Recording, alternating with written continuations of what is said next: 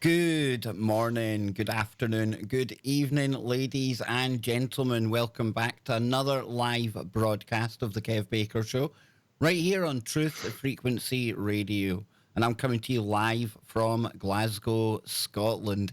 Yes, indeed, that shining beacon, the smart city of the north. I can't find of a funny enough way to describe what it's like living in the oxymoron that is Smart City Glasgow. Because, yes, it might be smart on the face of it, but trust me, once you get into the heart of it, that smart or smarts very harder to find. But I tell you what, the smarts are definitely going to be on show here today because we're going to be getting into one of my favourite topics.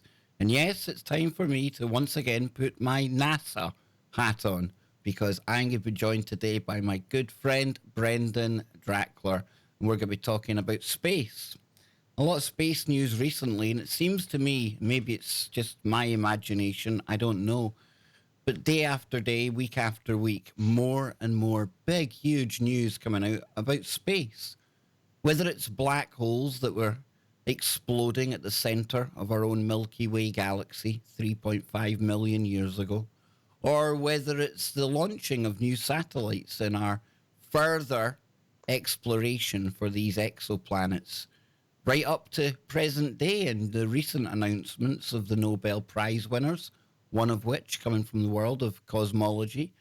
So much to discuss, and that's why I'm really, really happy to have Brendan come and join us here once a month. Because it's one thing, me spinning my pseudoscience, but it's another thing when we've got an actual scientist that we can go to. So, for anyone who doesn't know, Brendan Drachler is an astrophysicist at the Rochester Institute of Technology, and he's working to understand how we can detect the most dense and energetic objects in our universe, black holes and neutron stars. Now, he's currently working to understand the fundamental structure of black holes and how we can learn more about them. Brendan has spoken on topics ranging from our solar system to the nature of dark energy to supernova and many things in between. Even last time when we got together, we were talking about climate change, something that has really come to the fore in between our last show and now. And for more information about Brendan, and I really urge you to check him out because he is not only an astrophysicist, he's not only a really good guy, get a good conversation here on the Kev Baker Show with him, but he is the host of one of the top 10 iTunes science podcasts. Yes, exactly, folks. This guy knows his stuff. It's called The State of the Universe, and you can check that out at thestateoftheuniverse.com. You think I'm into the kind of geeky science stuff, and I know a lot of the listeners of the Kev Baker Show love that. You're going to love Brendan. And some of the guests that he gets on there, well, don't bother listening to me. Let's get the man himself on right now. Brendan, welcome back, sir. How you doing? Kev, thanks for having me, man. I'm good. How are you? I tell you what, I'm gonna have to have my friends at NASA because I got a lot of them. I'm gonna have them send you over some memorabilia, some stuff to wear, some swag, so you can really shill it out. They send it over. I got some stuff back here. They send it with bundles of cash for shilling. Yeah, All sorts of bundles, briefcases full of money. So I'll have to have them send you some hats and T-shirts and things of the like. we can talk about that after the show, man. Definitely. But how Yeah. you been doing, Brendan? We were meant to get together last week, but you were busy doing sciencey stuff. It's great to have you back, and so much going on in space. But before we get to all of that, I mean, what's been happening with your podcast? You've been really up in the game, I hear. Yeah, man, we're getting some big names. We got Dr. Josh Willis last week, and for those of you in America or familiar with American media, he was on the Today Show a few weeks ago, and he was talking to Al Roker of all people about climate change, about what it's like, because his main focus is a mission actually very cleverly named OMG, which stands for Oceans Melting Greenland, and he studies the interplay, not that the warming atmosphere has on melting glaciers, but that the warming oceans have on melting glaciers. Because the oceans are warming too. We don't talk about that as much because it's not as hot of a topic. Most of us don't live in the ocean. Most of us live in the air and the atmosphere, so we talk about that warming. But the oceans are warming too. The oceans, in fact, receive almost 95% of the excess energy caused by the greenhouse gases in the atmosphere. If you want to know more about the greenhouse gases in the atmosphere and the science behind that, I implore you to check out the last interview I did on the Kev Baker Show, because we went through all of that, Kev. We went through all that for 2 hours. So I don't know if I need to break down the science anymore. I think people can probably go check that out. I think we've kind of brought everyone up to speed with that. And I really have to thank you for that, because unbeknown to us, Brendan, I mean, climate change, it has become the big talking point. We've had the emergence hottest of topic. we've had the emergence of Saint Greta, this little school kid from Sweden who is doing a world tour like a pop star, and she's been really pulling on my heartstrings. She's been getting all kind of she's making me all emotional here. I'm ready to about offer myself up on the altar of climate change, Brendan. I honestly, Kev, I feel so bad for her. I feel so bad that she is subjecting herself to like the hordes of the internet. I really feel and Donald Trump's trolling her, the whole thing. I think a lot of the stuff she says is maybe pushing the science into the political a little bit, and rather than being scientific, she's being alarmist in nature. But at the same time, it's hard to fault her because she's 16 years old. When I was 16 years old, I wasn't thinking about climate change, Kev. That's the last thing I was doing drugs. I was smoking weed. Okay. I wasn't thinking about climate change. So, she's really putting herself in a vulnerable situation. I feel like really, man, I feel it's a tough spot to be in.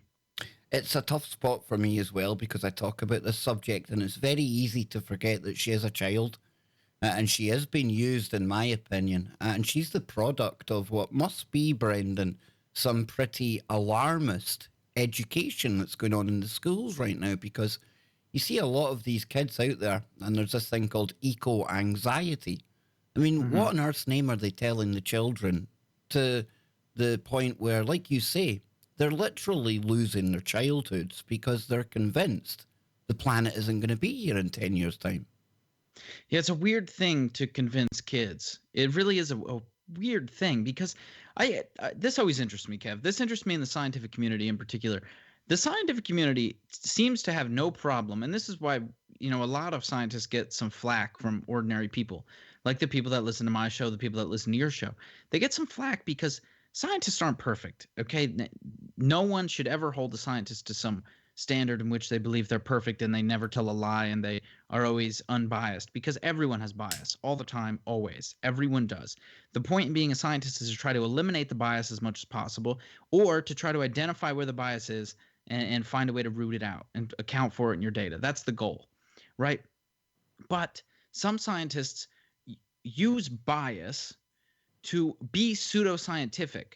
And they think that if they're being pseudoscientific for the right cause, then it's okay to be pseudoscientific. But that's not how it works, okay? The goal of being scientific is to eliminate all pseudoscience in general. And that includes lying or being alarmist about the future of the climate. Yes, climate change is happening. Yes, we need to take steps to fix it. And we can talk in a minute, Kev, about what steps there are to take and what steps are rather ambiguous and confusing. But at the end of the day, the Earth is going to be here in 12 years. It's going to be. So stop telling people it's not. Because in my mind, the way I look at it, and maybe the way you look at it too, Kev, is that is as pseudoscientific as pretending climate change isn't happening at all. It's just that you're on the right side of the political boundary, so you feel okay in lying. No, absolutely, man. Now, I don't know how much you've looked into this, but we were talking about this at the weekend. And when I was just leaving school, and up until quite recently, the whole language that was being used, Brendan, was global warming. And we were being told we were going to this warming period. But there seems to me, if you look back historically, there was a lot of talk in the 70s about how we could be moving into a period of cooling. And then you look back historically and you find periods like the Maunder minimum, and there's another minimum period as well. And again, I know this isn't your field of science, but what would you say to somebody like me that perhaps thinks that there's just an equal chance that we could be heading towards some kind of cooling event, just as catastrophic as any warming event that's been hyped in the media? The difference is, and we talked about this a little bit on the previous show, Kev, is that almost all of the large temperature swings in the history of our planet are correlated with some catastrophic event. Okay, you can look around you though, Kev, and you can decide, I mean, relatively easily, just by looking at the media of the world. And I know that most of the media is lying to you, but of course, if if there was something catastrophic happening in the world, I'm sure you would hear about it. All right, there's nothing crazy going on. There's no super volcanoes going off. There's no asteroid impacts that are changing our climate. There's nothing of the sort. Okay, and it's relatively easy. We talked about this on the last show, but it's relatively easy to do, even in like a laboratory exercise, to show that an increase in greenhouse gases results in an increase of storage of heat. Okay, and we went through that last time for like 45 minutes. All right, so people, I implore you to check that out. The question in my mind of whether or not this period of warming is caused in part, and at least in large part, by human beings. Like you said, there has been oscillations in temperature in the past. There's been catastrophic ones, there's been small ones, there's et cetera, that has happened. Okay, and you know what a good thing about that happening in the past, Kev, is it means that life is pretty damn good at surviving it. So there's a nail in the coffin of the alarmist, right there. But even if you ignore that, all right, I do believe that the science is pretty sound on this. The increase in greenhouse gases, they're called greenhouse gases for a reason. It's because they behave in essence like a greenhouse. They trap heat. All right. This isn't some made up science. This is relatively easy. And most people listening to this could go out and they could buy some thermodynamic chamber and they could fill it with the gases that they want to fill it with, whether it be methane or carbon dioxide, and they can see that they are good at storing and trapping heat. They can do that. Okay, it's not made up science. In fact, most people will go prove it. If you do the experiment right, you will get the results that everyone else has gotten the last 1,000 million times they've done it. All right. So I can tell you with confidence that this warming period in the Earth is due, in large part, due to humans using greenhouse gases. Okay. But again, that doesn't mean we can't go back. That doesn't mean we can't fix it. It doesn't mean the world is ending in 12 years. We are a resilient bunch of people, Kev. We've been through a lot. Species like us have been walking around on the earth for millions of years. All right? Not humans, but primates and animals of the sort have been here for a very long time. They've been through a hell of a lot of drastic changes in the environment in which they live. And here they are, standing tall. Does that mean we shouldn't do anything about it? No, it means we should take steps, and we can talk about the steps that could be taken and should not be taken. We can talk about that. But I would say to you, to answer your question, is that the scientific community is confident, like 99% confident, that this is due to human beings. Okay, eliminate the political side, eliminate all the alarmism. This is likely due to human beings using greenhouse gases. And it's not even a bad thing, because we needed the greenhouse gases in order to get us to where we are in society today. If we did not use fuel in our cars for the last 50 years, we would not be where we are at today in society. The progress is due to the fact that we used energy the way we used it. So now it's time to step back, assess the situation, and say, okay, what can we do different going forward? Exactly. And that's it. And now we've got the technology to do things differently, where we don't have that need to go pollution heavy. And over here in Scotland, I'm quite proud of the fact that we seem to be very, very keen when it comes to renewable energy resources now. Mm-hmm. Being here surrounded by water, very windy all the time, we certainly don't have our resources to go looking for. But Yeah. you were talking to me as well about how there's something really important going on in Germany right now when it comes to the whole renewable energy scene. So talk to the audience about what's going on there, Brendan. Yeah, so Germany is one of these countries that 20 years back, I think now, 20 years ago, they had this idea that they wanted to be the pioneer of renewable energy. And they wanted to be the country the big industrial country that could be the first one to make all their energy come from renewable sources, all their electricity come from renewable sources. And they were proactive in doing that. They're not America is reactive. We wait until something happens and then we try to react to it. That's not a very good way to structure economies or to structure humans or to structure governments. Generally, you want to be proactive. You want to see what's coming ahead of you, and you want to try to address it and attack it before it gets to you. That should be the goal, right? And Germany was trying to do that, and they thought, okay, we're going to shift all of our energy, all of our electricity onto renewable sources, and try to shift away from fossil fuels, try to shift away from using coal, try to shift away from using nuclear energy, that sort of thing. On a side note, the shift away from nuclear energy was a completely stupid idea, which most people who are not speaking politically agree that nuclear energy is in terms of emissions, the cleanest form of energy you can have in terms of emissions. But Because isn't it like the craziest way to boil water? it is. Yeah. That's the thing though, Kev, is like all our forms of energy are literally boiling water. Yeah. Right? I mean, that's what we're doing. We're just trying to come up with clever ways to boil water. And one way is lighting a fire and using fossil fuels as your fuel. And another way is using nuclear reactions to heat up a giant pool. It's so interesting. Or using dams to spin turbines, or windmills to spin turbines and generate heat and boil water. And it's crazy, man. It seems archaic when you break it down like that. It We seems had like, a you guys come huge, up with a better way. we had a huge hydroelectric kind of station up at Loch Ness. It's Mm-hmm. in the past few years, it's been all kind of pimped out, and it's like the most technological thing you could imagine. But I always used to find it as a young guy just utterly fascinating, Brendan, that that the spinning of these turbines were what produced our electricity in the first place. Yeah. And over here right now in the UK, we've got a group called Extinction Rebellion.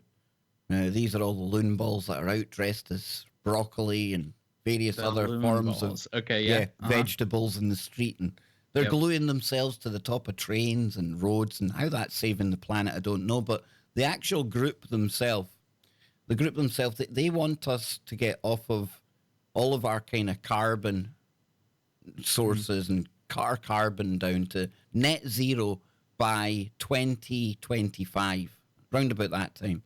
Now, Yeah. now, when you actually start to think about this, that shift from where we are now to where they want to take us, it would be enough to send us into a recession that's never been seen before Yeah. in this It's country. literally impossible. Yeah, It's it's impossible. unrealistic, some of the demands that they're putting on people. So how do we go from where we are today? And let's face it, we have been bad stewards of the planet, but at the same time, it was a trade-off because it took us to where we are now, where we now Exactly. have the technology where we can do something about it. So where is that trade-off, do you think, then, Brendan? So let's analyze Germany quick to try to figure out where that trade-off is. So Germany, like I was saying, they did try to do this pioneering effort to do renewables. And over the course of the last 20 years, they went from being just 7% of their electricity coming from renewables to now over 30% coming from renewables. That's a pretty good jump. Yep. I mean, that's respectable. That's good. I wouldn't say there's anything bad in that. But the problem, Kev, is that their carbon emissions as a country have essentially stagnated. They have not decreased a meaningful amount year to year in that span. And the reason is that renewable energy is great. It's fantastic. Everyone loves it. But it is just not at the stage where it can power economies the size of Germany, countries the size of the US, the size of Canada, the size of Australia. It cannot do it. The reason it cannot do it has everything to do with something you just said. You said the wind is always blowing, the waves are always crashing there in Scotland, but that's not true for most part of the world. Most of the world, these forms of energy are very intermittent.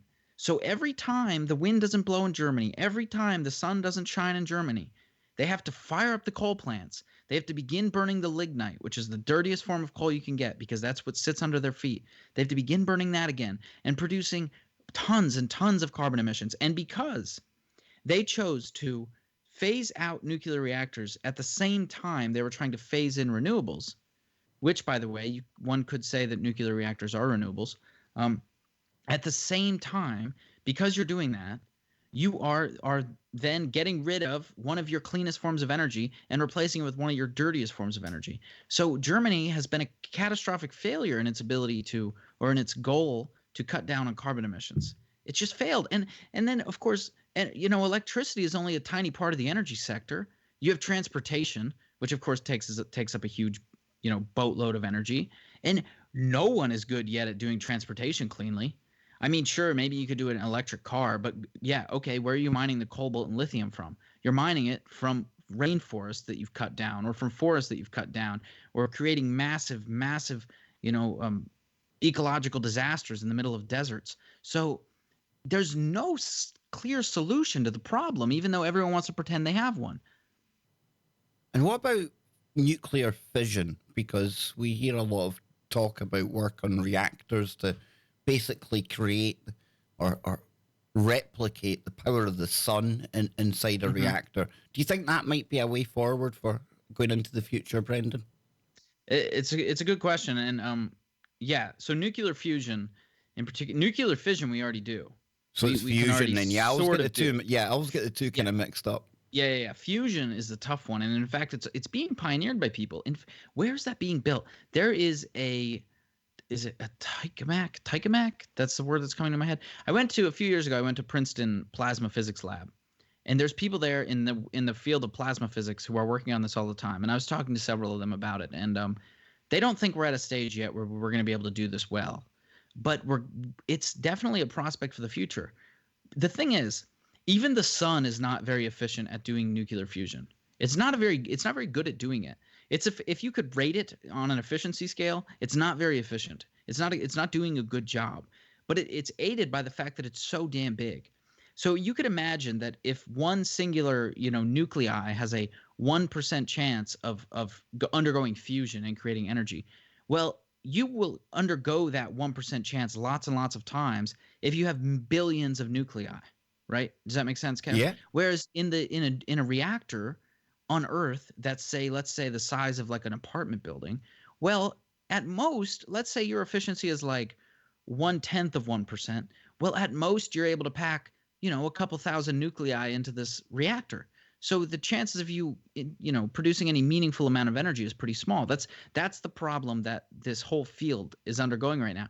And there's a huge reactor. If you look up plasma physics reactor, largest in the world, something like that, it's being built somewhere in Europe right now, and it will undergo testing very soon. And I'm curious to see, Kev, if you're able to pull it up. Yeah, I'm trying to look just now. It's called Is it like the ITER?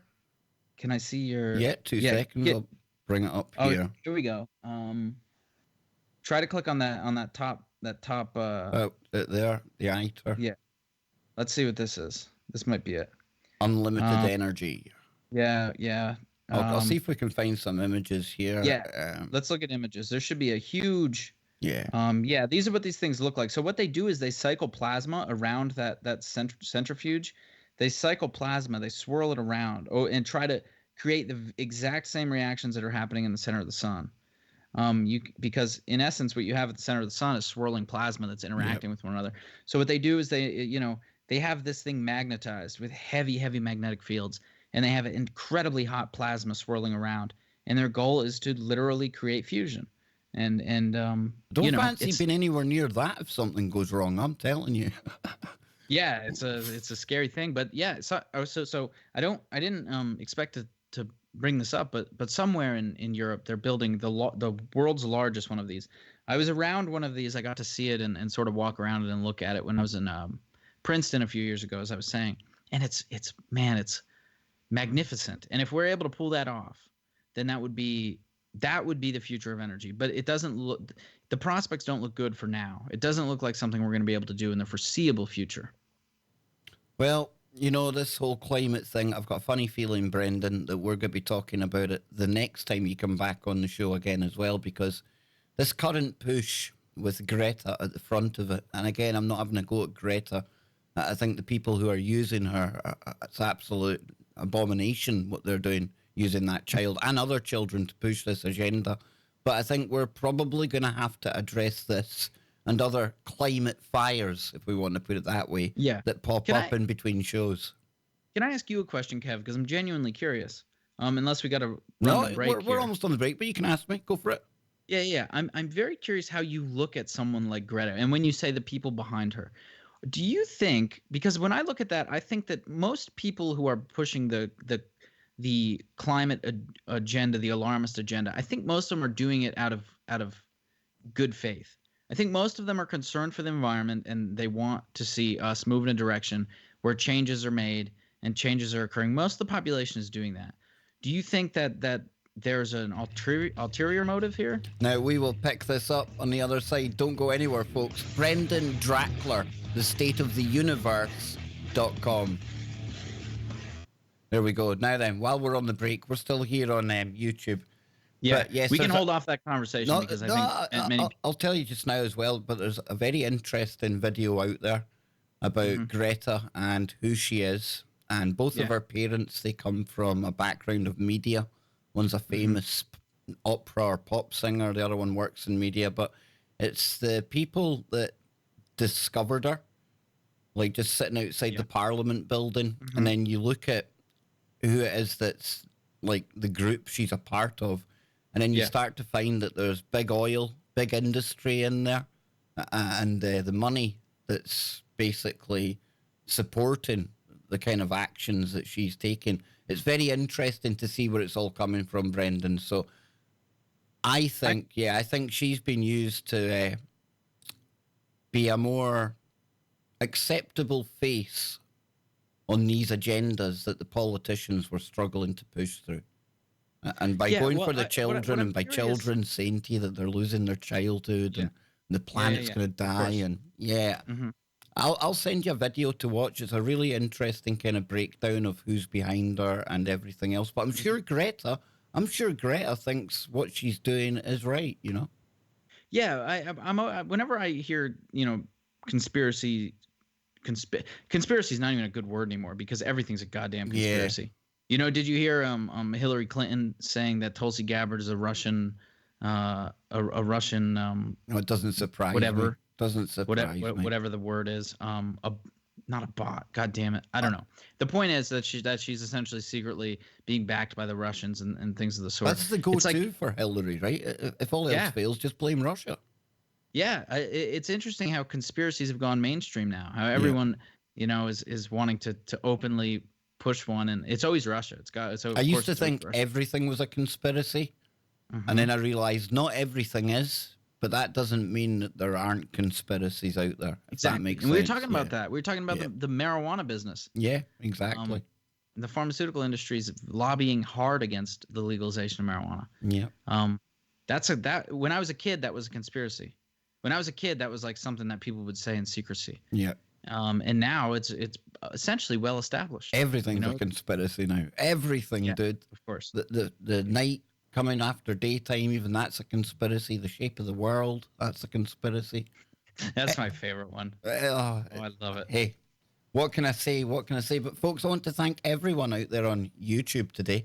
First time myself and Brendan have done the simulcast. So yes, I thought I would give you the chance to abuse your two favorite NASA shills live on the show here.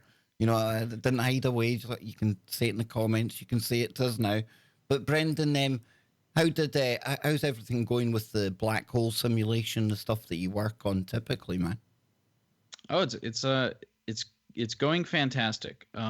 When's your Nobel Prize coming? What was that? When's your Nobel Prize coming? Maybe never. After the shit that I've said with Brian Keating. I was going to say we've spoke to Brian Keating too much, man. Yeah. So that might be gone. Yeah, he is one of my favorite kind of guests. Really, really down to earth guy and just so intelligent, dude. It's just brilliant. Yes. Yeah. Yeah, but the other thing is they have never given a Nobel Prize to someone for computational physics, for using computers to model physical systems.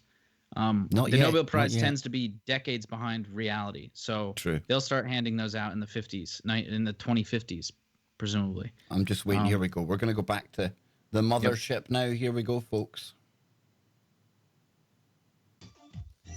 Welcome back, ladies and gentlemen. Brendan Drachler, astrophysicist from Rochester Institute of Technology, is here with me today. And not only that, but he is the host of a top 10 science podcast over on iTunes. The name of it is The State of the Universe. And Brendan, let everyone know where they can keep up to date with us. I'm going to be very honest with you, okay? I could sit here and say I listen to all your latest episodes. I've got them on my iPhone. They download religiously. I just can't find the damn time, man. And some of the guests you get on there, brilliant. So let people know where they can find you. There's so much content. It's hard to keep up. I understand. I'm telling you, it's great. Yeah. thestateoftheuniverse.com or anywhere podcasts are found. Anywhere. If there's some secret place that you listen to them that no one else does and you want the podcast to be on there, let me know and I'll put it on there too. But as of now, chances are if wherever you listen, you can find it. It's on there to be found. Also, Kev, since we were just talking about Brian Keating, I'll plug real quick. I'll send you a link, Kev, if you don't mind. Once I figure out how to do this. Oh, anyway, Kev, I'll send you a link and you can share it with. See, isn't that encouraging, folks? Isn't that encouraging? Here he is. He knows the secrets of the cosmos, but when it comes to posting a link, it trips him up. That makes me feel better, Brendan. Yeah, it's hilarious. I watch 60-year-old physicists who are literally on the brink of Nobel Prizes and they can't work a damn projector. I love it. It's the most hilarious thing in the world to me. So I posted that. And so I had Brian Keating on recently, and we're giving away several books, copies of his book. I have them sitting actually here on the shelf next to me. And all you got to do is do some simple shit. It's not going to be annoying. It's not going to take a bunch of time. But if you want to be eligible to win the book, I'll ship it to you. And you can. And it's a fantastic book. I don't know, Kev, if you read it, but it's a really good book. I really enjoyed it. It's a great introduction to cosmology as well as the Nobel Prize. So just people, simple plug. Go do that if you want to win the book. The Nobel Prize bit for me, cool, but it's the science that Brian gets into as well that's really it's engrossing. Yeah, it truly that book is. that we talked about this on my most recent episode with him on. That book could have used a different title because people get the impression that it's all about the Nobel Prize, but it is a fantastic book on cosmology. It is one of the best books on cosmology, describing cosmology, how we know what we know. And I've read a lot of the popular books by Stephen Hawking, by Neil deGrasse Tyson, by Brian Greene. I've read most of them. And that one is far and above maybe the best pure cosmology book that I've read. I find Brian's one of these people that can make the most difficult to understand subjects very understandable to the layman. He must be an absolute brilliant professor because he can break things down so brilliantly, and I don't know, he's just got that way about him, Brendan. Some people can, some people can't, 100%. And he's got it. There are scientists on both sides of that spectrum. Some of them really enjoy doing that, and some of them really aim to do that and break it down. And I'm in that camp. I think that by breaking it down into a way that someone unfamiliar with it can understand actually helps enhance your own understanding. I think there's benefit in that. And then there's some people who could give a damn. They could not care less. They just want to work on their stuff, sit in their office, and ignore the public. I think that is unfortunately too common considering the public pays them in many cases. And yet so many of the public take that to be the face of science. If you know what I mean. Exactly. Yeah, exactly. Now, before the break, you were asking me about Greta and the people behind her. And I would point you in the direction of Red Ice Radio. Now, I can't say I agree with a lot of their content, Brendan. However, they've done a really good documentary breaking down who Greta is, her family, and more importantly, the people and the groups that it is behind her, the ones that she's been a part of on her rise to prominence. And again, this is why I don't, not only is she a kid, but, you know, I don't really like picking on somebody that's got Asperger's, she's got neurological problems. So for me, it's more interesting when you start to see the connections and then you find out that there's big industry and people that have been really instrumental in the whole kind of climate movement for a long time. My question always is with these sorts of things is like, okay, I can get behind some conspiracies. And on the break, we mentioned like pharmaceutical companies suppressing the legalization of marijuana, lobbying against it in every possible chamber of American governance. They have done it. All right. That is a conspiracy that I understand because the marijuana business will steal lots of money from the pharmaceutical industry. I get that one. And you're going to ask me though, so why use Greta? Yeah. What, like, you can look not even that, but well, here's my speculation to that. On you go then. Finish it off so I get the whole question so I can deal with it. Yeah. I was just gonna say, what benefit does someone have by pushing the climate agenda? Specifically, because you said on the break, you said that Greta is associated with some big oil funders. Yeah. What benefit, what reason do they have to try to push clean energy? because they're not running out of oil anytime soon. That's going to be a market for a long time to come. So why would you use somebody to push this? And in particular, why would you use a child? Yeah. You've had all of these politicians since, let's go back to the Paris Accord, the agreements then. We could go back to when Al Gore came out with his inconvenient lie, Sure. or Yep. convenient truth, whatever he calls it. I've called it that many different names, Brendan. I can't remember the actual real name of it now.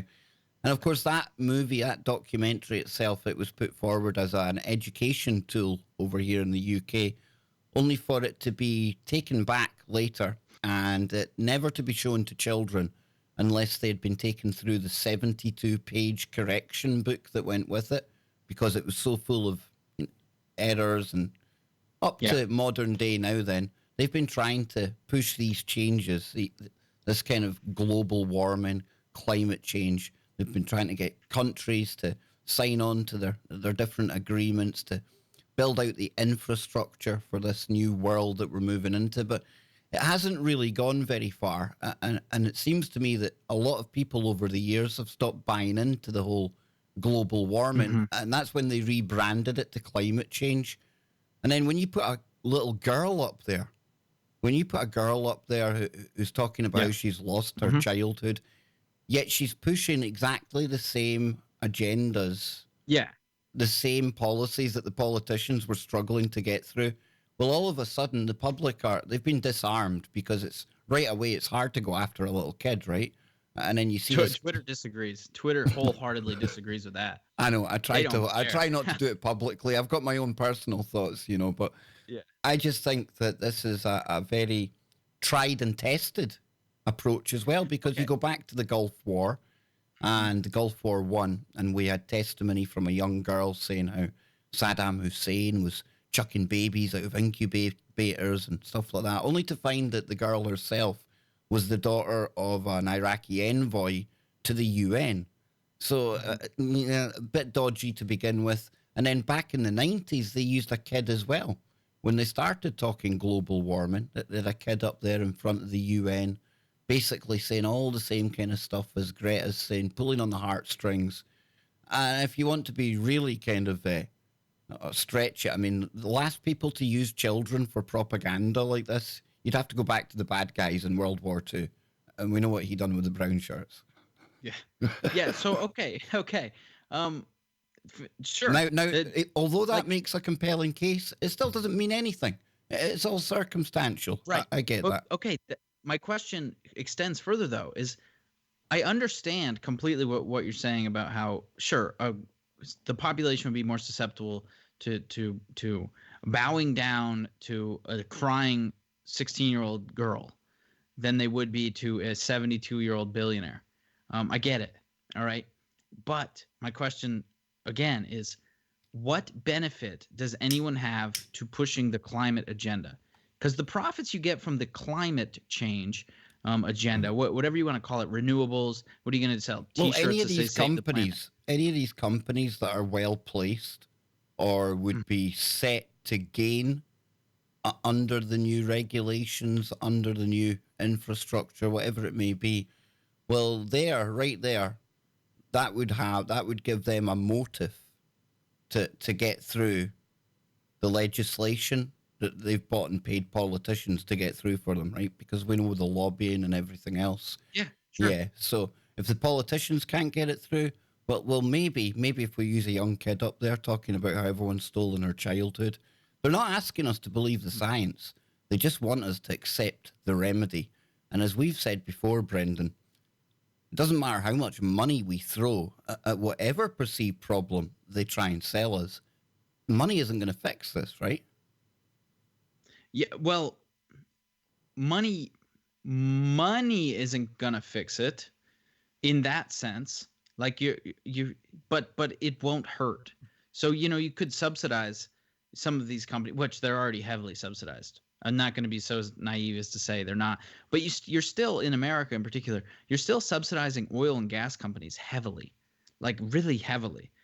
So why we're still subsidizing trillion-dollar profit companies, I don't understand. Kill that immediately. But there are changes that here's the thing about this conspiracy is why I don't understand.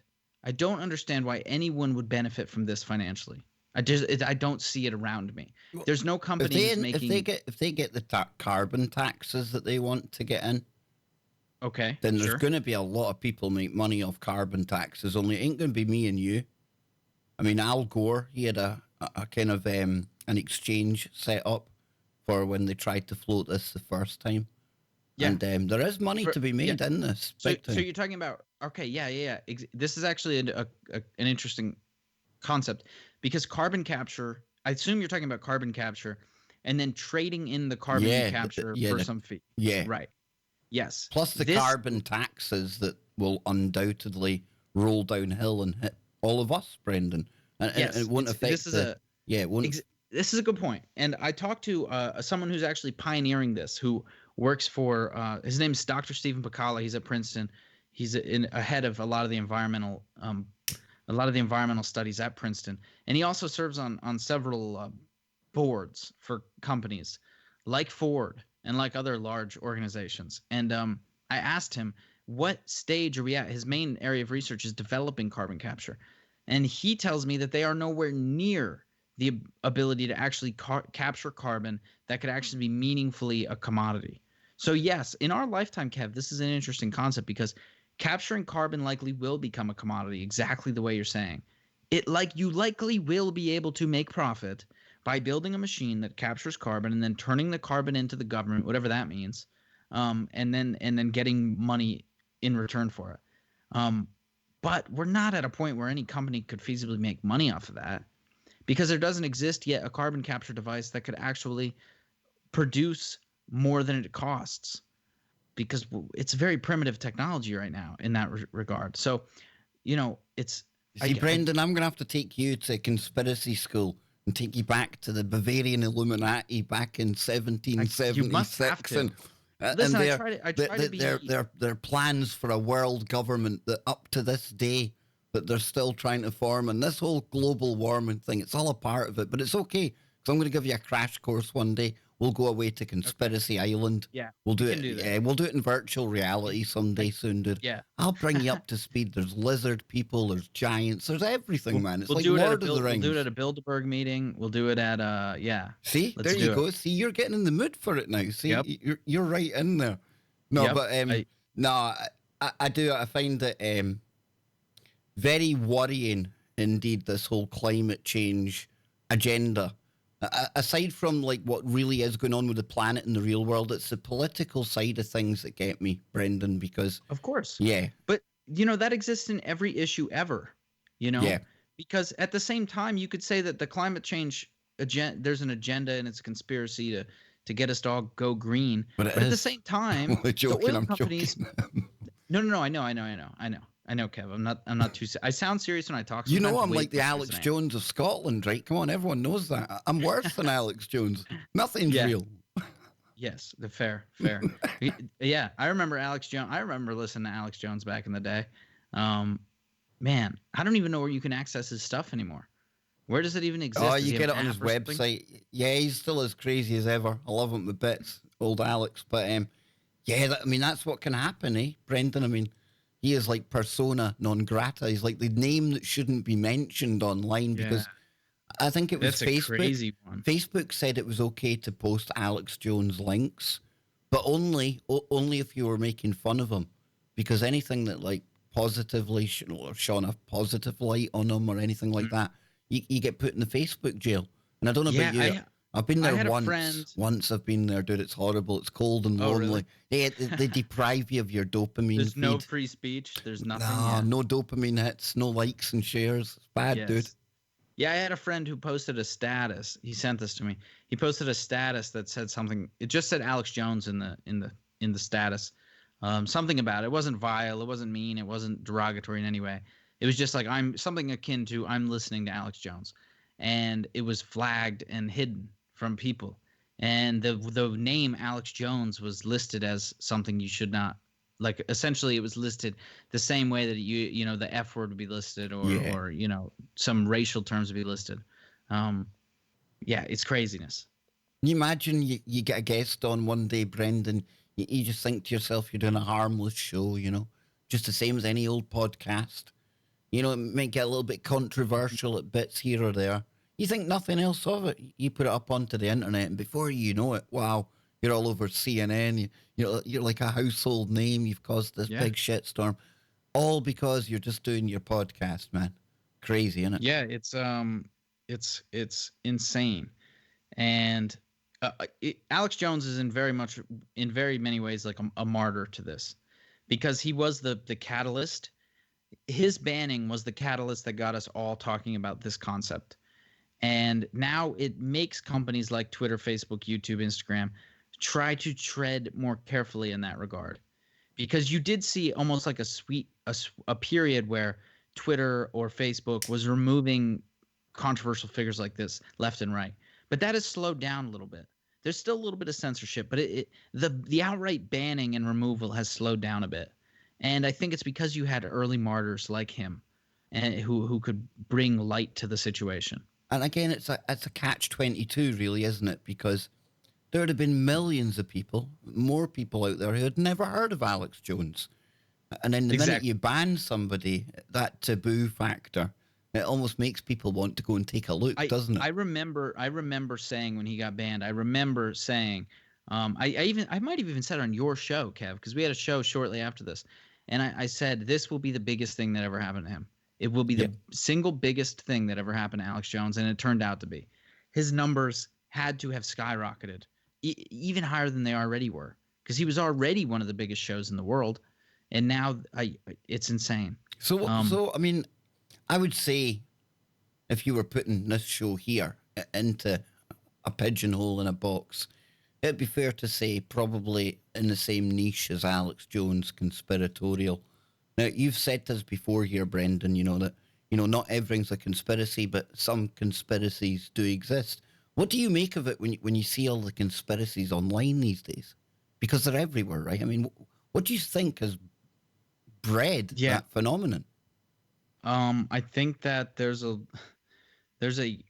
culture of people. Well, okay, number one, the internet gives you the armchair expert, right? And it gives you the person who thinks that they know more about a topic than they know about a topic. It gives you that, because you can go on Wikipedia and you can read a whole wealth of information, and all of a sudden it gives you the illusion that somehow you understand the thing better than other people, when in fact there's people out there so much smarter than you. The same can be said for me. Like I'm not a climate scientist, so I only know the climate science as well as the amount of stuff I've read. And the amount of stuff I've read probably far exceeds what some people maybe in this chat room have read. But the people in this chat room are probably perfectly willing to attack me. I'm not reading the comments, but perfectly willing to. Well, that's okay. That's okay. We've got a new member on the channel here. That's we missed Homer Simpson. Usually Homer Simpson runs across the scene, but that's okay. Don't you worry about that. You just keep going. I derailed you perfectly there, Brendan. No worries. So I think that I thought that what was happening is someone was getting ready to argue with me, Kev. There was like a chime. Someone had tagged me. Round one. And you bring them on. Yeah, you bring their face. It's like a game show, and they get ready to debate. That's a really good idea. That's a good streaming idea, dude. That'd be pretty cool.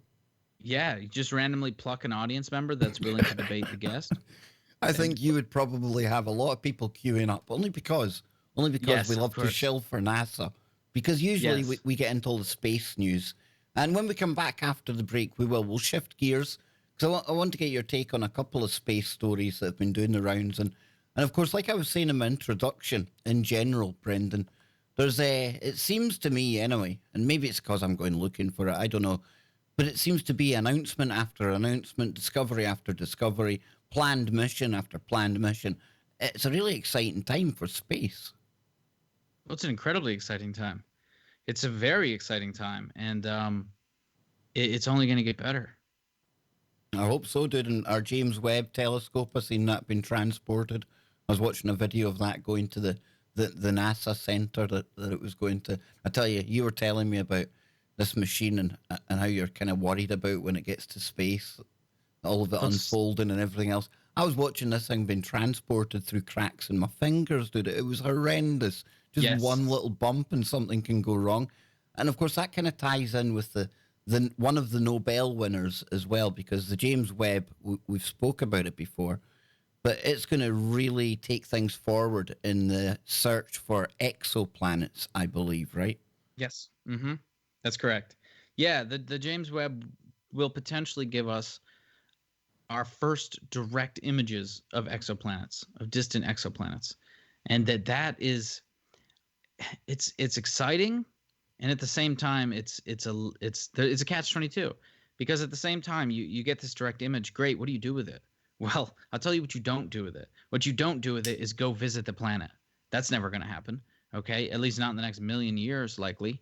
So, you know, it's great.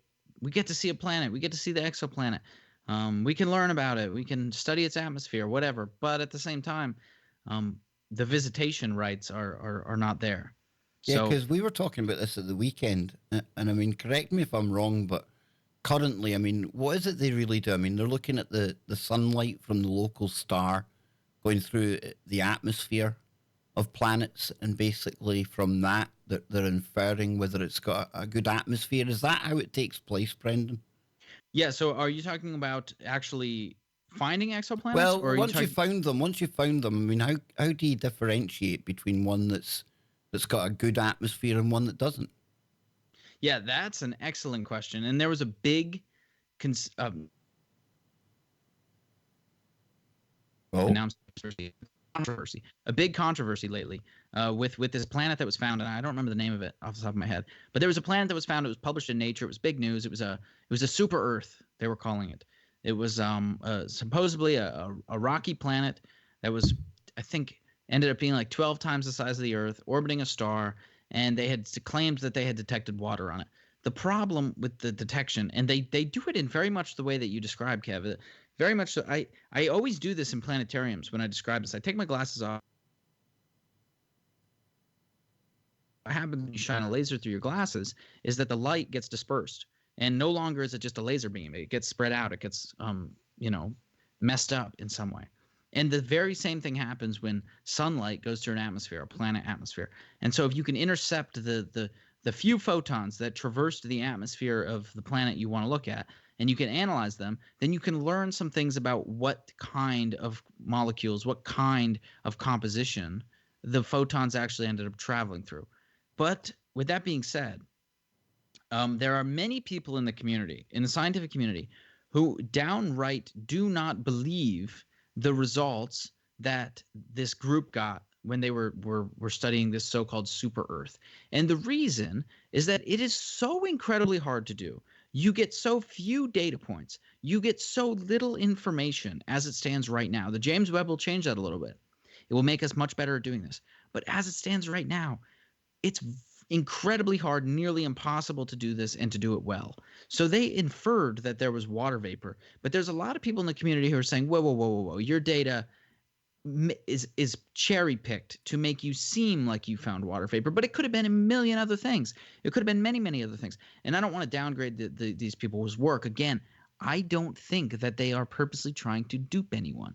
I think they're acting in good faith. They really do believe they found a planet, a super Earth, that has water vapor in its atmosphere. Fantastic. But there's a flip side to that. The flip side is that maybe we're not good enough at doing this yet to determine what's in the atmosphere. And there's a lot of people in that camp and that believe that. yeah, I'm totally with you, dude. I don't think there's any nefarious plan for scientists out there to make this up. It's much like Brian Keating with his experiment. He honestly thought, Precisely. Yes. honestly thought the results that he was looking at supported his hypothesis, but we went on to find out it was dust.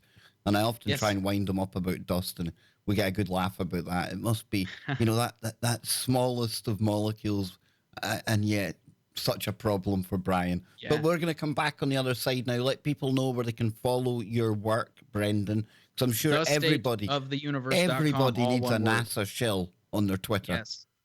The state of the universe.com, all one word. You can find all the links there. The Twitter links, the Instagram links, the YouTube links, Facebook, etc. Just go there. The state of the universe.com. Join the mailing list while you're there. Do that and rate the show on Apple Podcasts 5 stars. And if you don't do that, you absolutely suck. Okay? And I say that sincerely. Yeah, and I agree. And are you still in the Yeah. top 10 over there at iTunes? In astronomy physics, we are. Yep. Nice. We're consistently, every new episode breaks the top 5 generally. So Awesome, man. So when we come back from the other side, we will be blasting off. We'll be talking about explosions at the center of our own galaxy when we come back for hour number 2. Don't go anywhere. Well, that was a quick hour, my friend. Always goes quick when you're on, Brendan. always. Surely does. Yep. Yeah, so we've got a lot of people in the chat room here. We've got, 150 over here. We've got the TFR. We've got iHeartRadio. Yep, going well, my friend. And no hiccups tonight. Usually when I do a simulcast, Brendan, something goes wrong. But at Touchwood, it would appear you are my lucky charm. So I thank you for that. Well, the question is, are the other people old? Because if they're old, they're probably messing something up. Either that or it's maybe NASA have got your back. Maybe they're like keeping... that might be it, yeah. Yeah. Yep. NASA does run a fiber optic cable into my house so I can connect right to their servers. Yep. So that's part of the shilling agreement. For the people on YouTube, though, all joking aside, let them know what it is you work on day to day at Rochester, dude. Yeah, absolutely. So what my research actually is modeling the systems that you probably hear about in the news all the time, Kev, the binary neutron stars, the black holes, the gravitational wave systems, the systems, the most energetic systems in the universe. Okay, the very systems that are producing the gravitational waves that we then detect. We don't know a ton about them.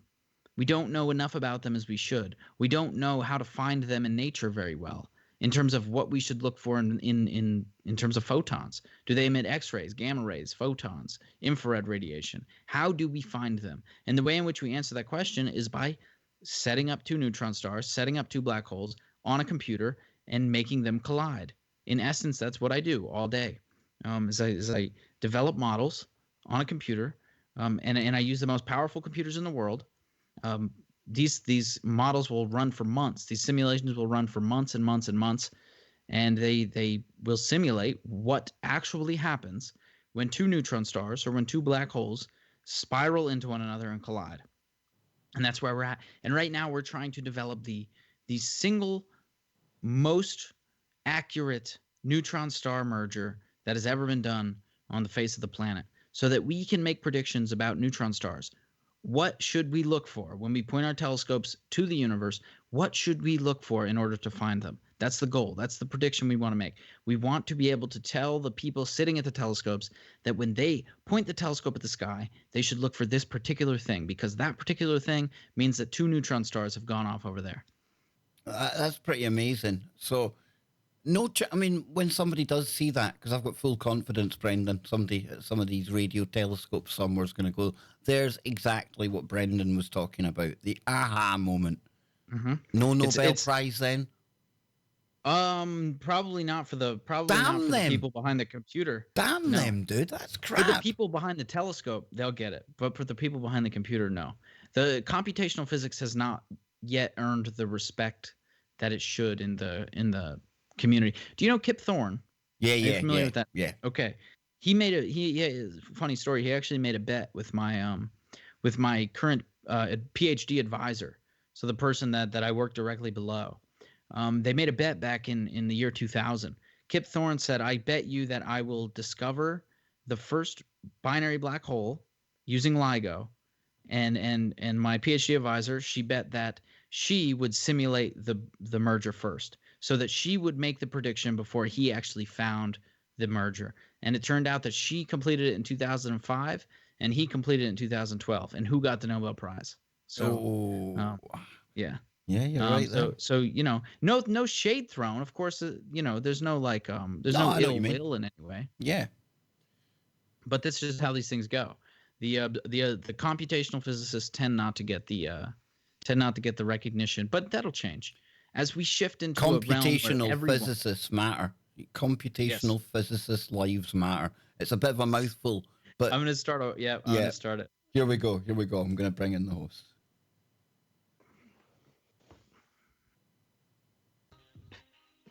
Welcome back. Hour number 2 already on today's Kev Baker Show, right here on Truth Frequency Radio, www.tfrlive.com, where silence is consent, and we give you the very best of protection from deception, because these conspiracies, they're everywhere, right, Brendan? Oh, they are. They're everywhere. Now, Brendan, thank you again for giving up your time to be here with us today, dude. I really, really appreciate it. Thanks for having me, Kev. I love it. It's fantastic. I think we have a good time. We have a good laugh. And more importantly, we get lots of good information out there for people to consider. And because you come from the more kind of mainstream side of things, it's typically a point of view and information that maybe a lot of people who tune into alternative media don't get to hear this kind of point of view. And I think that's wrong, because I think we need to listen to all sides of the debate, whatever the topic is. I think it's wrong just to discount scientists just because you've been told on the internet that they all lie to you. I think that's ridiculous. I wish that people on the outside looking in could see scientists the way I see scientists. I'm trying to do that for you, dude. I'm trying to prove that computational physicists' lives matter. There you go. There you go, computational physicists. We need a CPLM. Yeah, it sounds like some kind of new syndrome. They'll probably put us on. It does. Yeah, Greta Thunberg. But let's get into our SpaceX rocket. Let's blast off. And I was reading something really interesting here. I'm going to pull it up here. Yeah, there it is there. A supermassive black hole exploded at the heart of the Milky Way 3.5 million years ago, when our earliest ancestors were already roaming the Earth, scientists say. Now, Brendan, without going into this, how on earth's name do they know, for a start, when this happened, and talk us through the discovery of something like this? Yeah, so I actually will show. I'm going to send you an article that I hope that you that I want you to bring up. Yeah, no problem. And then so this is first off, what is this website you use? This is the Daily Mail online. This is like one of our. They have the most clickbaity headlines I've ever seen. Don't they just? And yet they call people like me fake news. It's crazy. It's terrible. Yes, they're hypocrites. So, I ask that you click on that link and I'll watch your screen, because it's a scientific article. So there's gonna be a lot of mumbo jumbo here. But I knew you'd ask this question, so I want to draw your attention to a very particular plot, so I can try to explain how it is that we know this. Okay. So as soon as this damn thing loads, scroll down just a little bit onto page 2. Just a little. Okay, here we go. This is great. So you can see in this picture, this is in essence an image that is composited together of what you see if you observe the center of the galaxy. Now, you can see these red blobs that are exploded out of the center, right? You see these? Yeah. These red blobs are X-ray emissions, all right? And we observe them using an X-ray telescope. And what we can do, Kev, is we can infer that they are moving outward, all right? That's a very easy thing to actually experimentally see through your telescope, that these blobs are moving with some velocity. The way in which we know how old it is because we can simply extrapolate backwards, the same way you would for a car. Okay, if you know that a car is moving at 60 miles per hour and you want to know how long it takes it to go, say, 40 miles, that's a pretty easy calculation to do, right? And so we can do the exact same thing with gas in the center of the Milky Way and say, okay, if the gas is all the way out here, then it must have exploded no later than whatever the date you attribute to it. Which, if you look at the date, I think if you actually look in the paper, which we don't have to do because we don't want to bore everyone to death, scientific articles are insanely boring. You can just close it and get it out of our face, Kev. I see enough of them every day. I bet you do, dude. I bet you do. You now the problem with that is that there are large error bounds. So the number that you keep hearing is, I think, 3.5 billion, 3.5 million rather. Is it 3.5 million? 3.5 million, yes. Okay. So that has probably significant error associated with it. There's probably plus or minus 1 million years in there. And I'm making that up. You'll actually have to look in the paper to see what the error that they give it is. And I'm sure they did great work and they gave it a good error. But the point is that it's actually a much easier thing to deduce than you might think it is. Does that explanation satisfy your question, Kev? No, it really does. No, it doesn't. And would it be just your average radio telescopes around the world then are picking this up? Where would this be done, you know? This picture here that you saw is used using X-ray telescopes. Got you. And likely X-ray telescopes like Chandra, ones that are orbiting around the Earth. You can't have an X-ray telescope on the ground because the atmosphere blocks almost all of the X-rays from getting to us. So if you want to do X-ray astronomy, you have to put it in space. So what would happen if something like this was to happen right now at the center of the galaxy? Oh, probably nothing. It'd be really cool for our telescopes. We'd be able to watch it happen, but we would most likely be just fine out here, because as you can tell from the image, these lobes, these gaseous lobes, tend to go above and below our galactic plane. They don't tend to spread out into the galactic plane. And there are many mechanisms that can explain that, and it's not really worth getting into them because this is cutting edge work. I mean, I showed you the scientific article that hasn't even been published yet. It's still in the preprint phase, so it's still being edited a little bit before it officially gets published. This might actually be the final copy, but you know, it's in progress. The results won't change, of course, but small aspects maybe of the analysis will. And so this is cutting edge stuff. This is you know, if it wasn't so interesting, you probably would have never seen it show up on the website that you saw it show up on, but it was incredibly big news. But this is actually a prediction that we've already made. This is one of the cool things in the scientific community, is we already expect this to happen in the Milky Way. And the reason we already expect this to happen, I'll send you another link here, Kev. We expect this to happen because we see it in many, many other galaxies too. So I'll post this. This is a picture that you should open, and this is a picture of Centaurus A. It's a galaxy, and in Centaurus A, we see some fantastic things happening. I'll let you bring it up. Yes, so this is a relatively common occurrence for galaxies that we observe. What you're seeing here is you're seeing a galaxy that the blue tint is X-ray emission, and you can see that the blue tint almost looks identical to what you just saw. It looks like two lobes above the galactic plane. And we can observe this in many other galaxies. And it is theorized that the supermassive black hole is undergoing some mechanism by which it's throwing gas away from the galaxy. Now, this is an important point to make. It's not spitting out gas. In other words, the black hole is not spitting stuff out of it. That does not happen. But it is some mechanism by which it takes the gas that is around it, and it accelerates it and blasts it off. Yeah, it gets ejected, probably, yes, exactly. During acceleration. It throws it off. Correct. And we see this in many, many galaxies.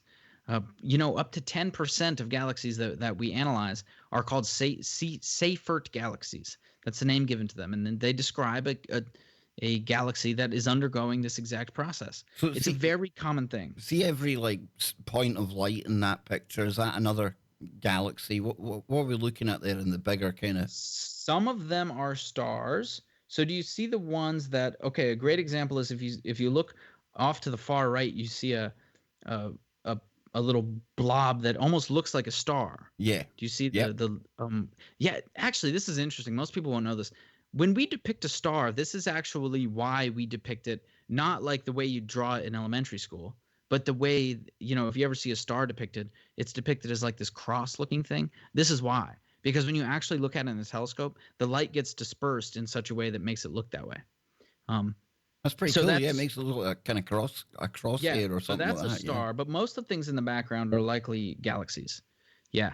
So some of them are foreground stars. In other words, they're stars in between you and the galaxy you're looking at. Because in order to look at galaxies far away, you have to look through your own galaxy. And the chances of you observing a star are pretty high. Now, there's something else I want to ask you while we're thinking about it. I'll get this out there because I don't get a chance to speak to actual scientists often. But we talk a lot about the magnetic poles on the planet and polar north, how it's wandering, stuff like that. The magnetic field around Earth as well, how they say it's weakening. What kind of long-term impacts could that have on us here on Earth, Brendan? Oh, it could be very so. Okay, the long-term impacts of the magnetic field dissipating would be very bad, but I don't think anyone is suggesting that will happen, that the magnetic field actually disappearing.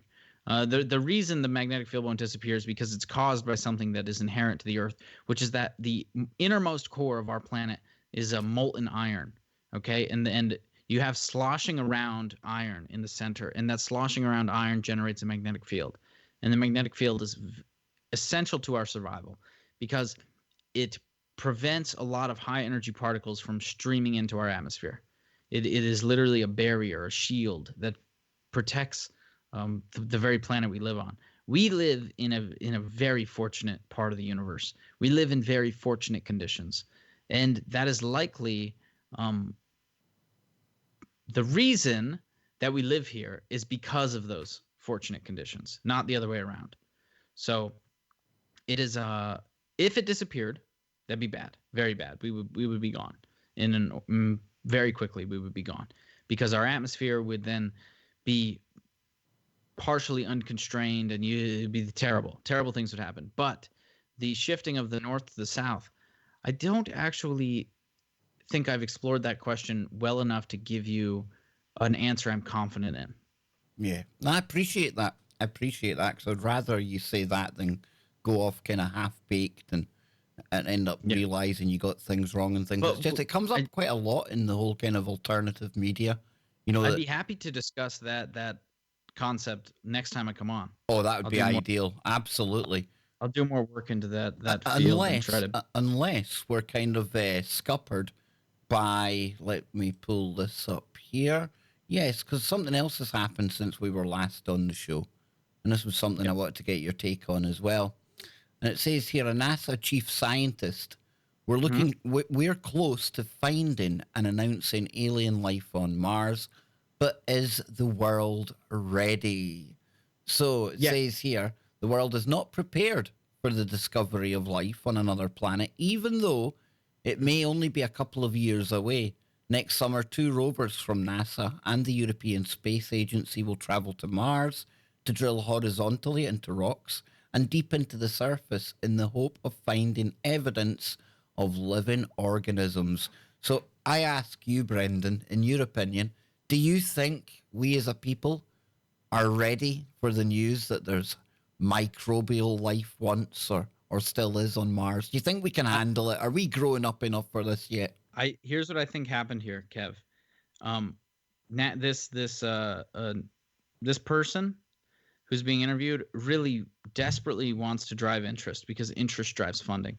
But let me ask you honestly, if I came to you on the show next month and I was like, hey, Kev, we found microbial life on the surface of Mars, what would be your honest reaction? Would you make a Kev Baker Show episode the next day? Would you go live on YouTube for you do coffee breaks, I think now? I do the safe space, yes. The safe space. An ironic look at these safe spaces in universities today. There's nothing safe about my space.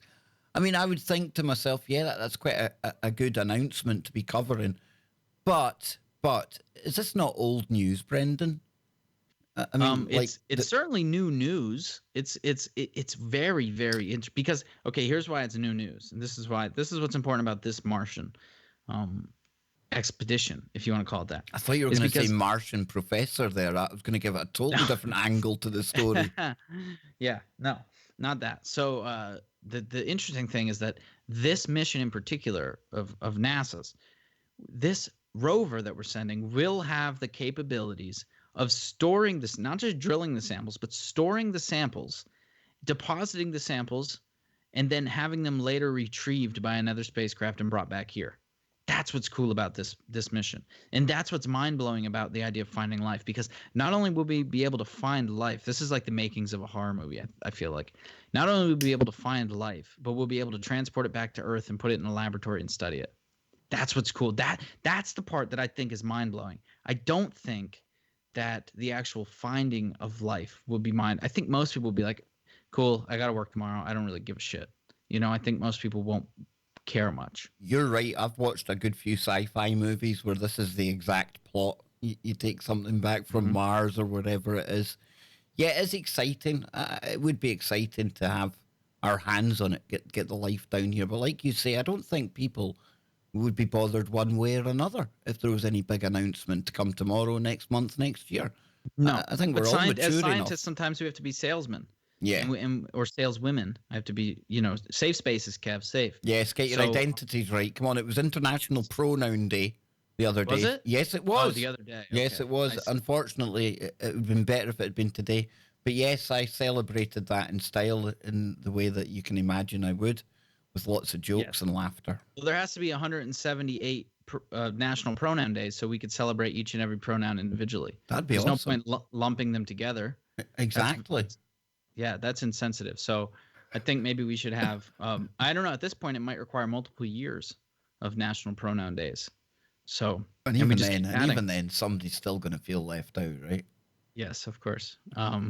So, anyhow, sometimes as a scientist, you got to be a salesman and you got to try to convince people that your work is interesting. And it is interesting. It's super interesting if you find life on another planet, but it's not going to, it's not going to be mind blowing to the point where everyone's like, why are we waging wars over oil? We need to stop and work together for a greater good. No one's doing that. Okay. Now, if we had like aliens land on this planet and walk out and begin greeting us, not conspiracy aliens, but real aliens, like some real life forms from another planet who've come here and began talking to us, I think that might change humanity. But microbial life on Mars, I'm not sure that's going to do it. There would still be people on YouTube saying that's not aliens, that's crisis actor aliens. Yes, exactly. There would be. Yeah. They'd be like, those are U.S. government aliens. Those are fake aliens grown in a laboratory to try to trick you into becoming a one world government so that we can band together to fight the aliens because they want to kill us. There you go. See, you're not going to be hard to teach when you come to Conspiracy 101 school. You've got half of it already. Mm-hmm. But when I was 16, I graduated from Conspiracy 101 school. See? I'm just out of the loop of the last 8 years. Oh, so I need to be good. Stay out the loop. Stay out the loop. It does your neurons get fired off and explode in disgust. They do. But one last thing before we go to the break here. We both have a good admiration for Dr. Brian Keating and the work that he does, his book, Losing the Nobel Prize. And of course, here we are now. We've just had the new Nobel Prizes handed out. And like I was saying, one of these Nobel Prizes went to somebody from cosmology, I believe, regarding exoplanets. What was your thoughts when you heard the big news? Any surprises? Any feelings towards the Nobel Committee whatsoever? Does it even get spoken about in universities like your own, man? I think maybe I walked in the day and I said to a few colleagues, hey, did you hear about the Nobel Prize? And then someone's like, oh, yeah, I went to someone for exoplanets or in cosmology, right? And then I said yes, and then we just went about our days. That's essentially the extent to which it gets spoken about in most universities. Now, the universities associated with these people likely had a field day.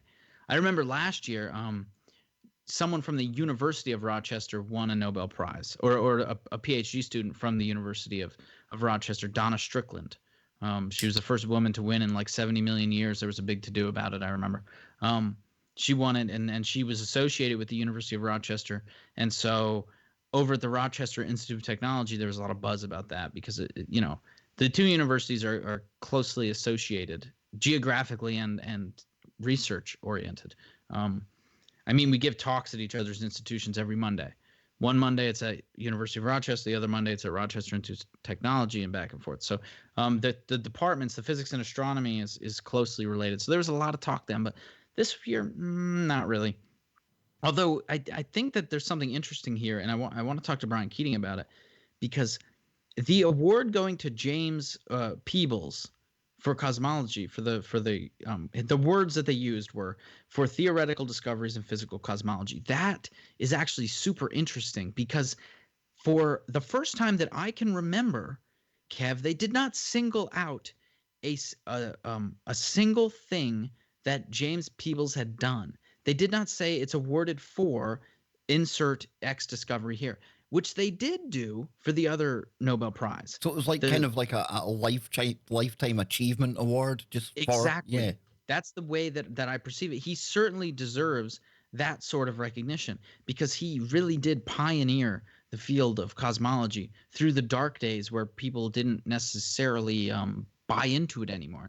He's the person who pioneered the idea of studying the cosmic microwave background the way that Brian Keating does. He's one of the people that came up with a way to actually extract information from it. What can we learn about the early universe by studying the CMB? the cosmic microwave background. He's someone who really pioneered that field of research. He's one of the people who pioneered the field of research that has to do with the cosmological model we use. So one of the first people to ever, put into writing the prediction that 95% of our universe is made up of darkness in the dark sector, dark energy, dark matter. He's one of the first people to do that. And so while there's not a single discovery he's made that is like, oh, that's the Nobel Prize, there is a lifetime of discoveries. And I wonder if this is the way that we're going to move forward in the Nobel, because if you remember, one of the critiques that Brian made was that, number one, a lot of the people who should be awarded aren't. And the reason they aren't, I suspect, is because they don't have a single big discovery. A lot of people don't have a single big discovery in their career, but they do have a career full of successes. Just like you have a lot of, NFL players or NBA players or MLB players or soccer players who might never win the World Cup, might never win the Super Bowl, might never win the World Series, but are nonetheless incredible players. And so they get inducted into the World Series. They don't have all the accolades, but still they're incredible at what they do. Yeah, It's akin to that. I think that'd be a positive change, because these Yeah, people it do is. deserve, the accolade that comes with that. And I can And imagine. it's a nice retirement bonus. It's a nice retirement bonus. Oh, I would imagine so. And I would also imagine that if you're a Nobel winner, trying to find funding for your next project, no matter how ridiculous it might seem, I dare say it gets a whole lot easier, Brendan, right? Oh, it certainly helps to have your name attached to it. Although we might actually be moving in a direction where that isn't the case. Because, there's a lot of talk in this community, and some places have already done it, about making double-blind grant proposals. So when you propose for money for a specific funding, your name isn't attached to it, which might actually be the better way to do funding. Because right now, there at the top, there is a lot of sort of like good boys club, if you will, where the people who already have their name made are the people who get the money. And maybe that's not the best way to have new ideas flourish. That's really interesting, because it's almost like a no-brainer. It should be that kind of level playing field, right? Yeah, but there's a problem associated with the problem is that a lot of times when you write a grant asking for money, you are referencing your prior work. You're saying, here's why I deserve the money, because look at all this other stuff I've done. And that's a really valid thing to do. I mean, if you want to be as merit-based as possible, it's the same thing like when you apply to go to school somewhere. They want to look at your grades, all right? Because the grades actually do mean something. Although standardized tests don't mean anything, there's certain metrics on which you can measure people's performance. And so it's an interesting thing to navigate, whether or not we want to do this or don't do this.